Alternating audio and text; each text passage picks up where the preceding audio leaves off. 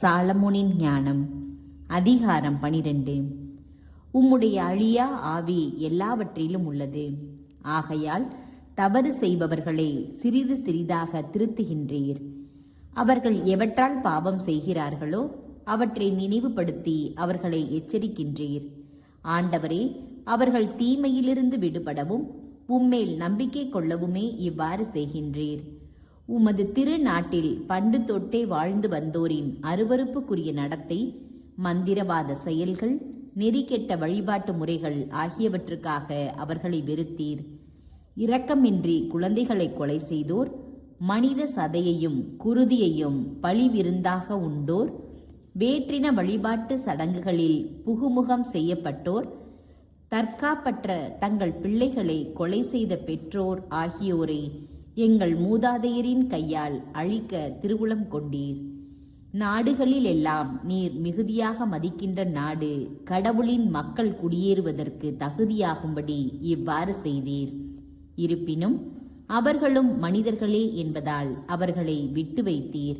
உம் படைகளின் முன்னோடிகளாக மலை குளவிகளை அனுப்பி வைத்தீர். இவ்வாறு அவர்களை சிறிது சிறிதாக அழித்தீர்.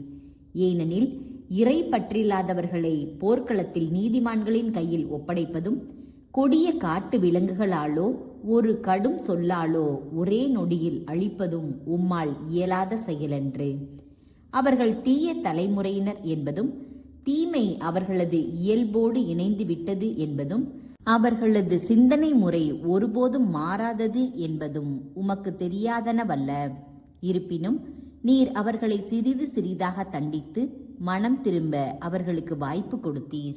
அவர்கள் ஆதி முதலே சாபத்துக்கு உட்பட்ட வழிமரபினர். அவர்களுடைய பாவங்களை நீர் தண்டியாமல் விட்டீர்.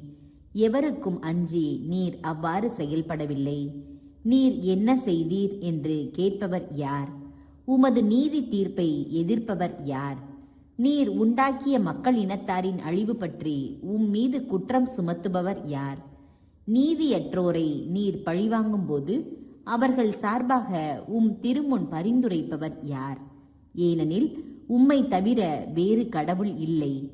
எல்லாவற்றின் மீதும் நீர் கருத்தாயிருக்கிறீர். முறைகேடாக நீர் தீர்ப்பு வழங்குவதில்லை என்பதை யாரிடம் காட்ட வேண்டும்?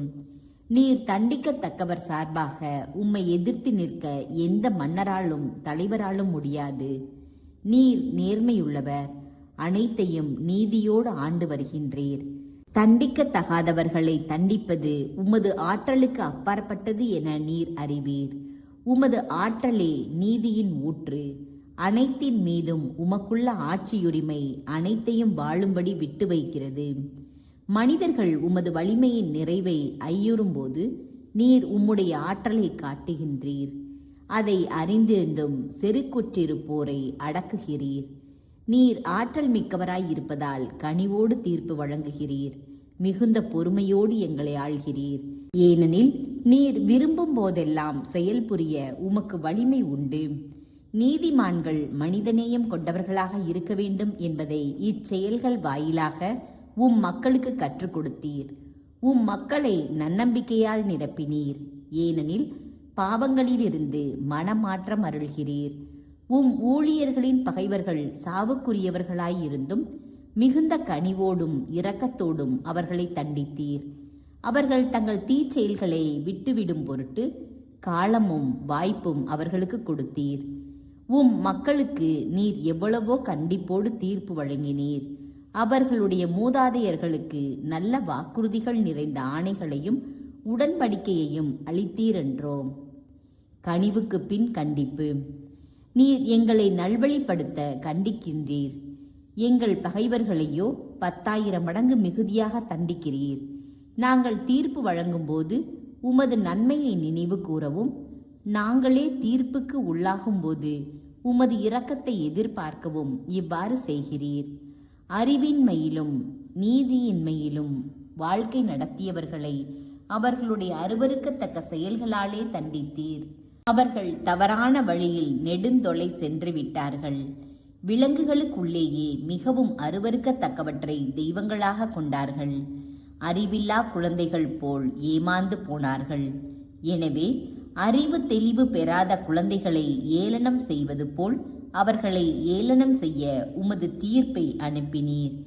இத்தகைய சிறு கண்டிப்புகளில் நின்று வரும் எச்சரிக்கைகளுக்கு செவி சாய்க்காதவர்கள் கடவுளின் தக்க தண்டனை தீர்ப்புக்கு உள்ளாக நேரிடும். அவர்கள் எந்த படைப்புகளை தெய்வங்களாக கருதினார்களோ அவற்றாலேயே தண்டிக்கப்பட்டார்கள். ஆகையால் துன்புற்று எரிச்சலுற்றார்கள். தாங்கள் ஒரு காலத்தில் ஏற்றுக்கொள்ள மறுத்தவரையே இப்பொழுது உண்மையான கடவுள் என்று அறிந்து ஏற்றுக்கொண்டார்கள். எனவே மிக கடும் தண்டனை அவர்கள் மேல் வந்து விழுந்தது.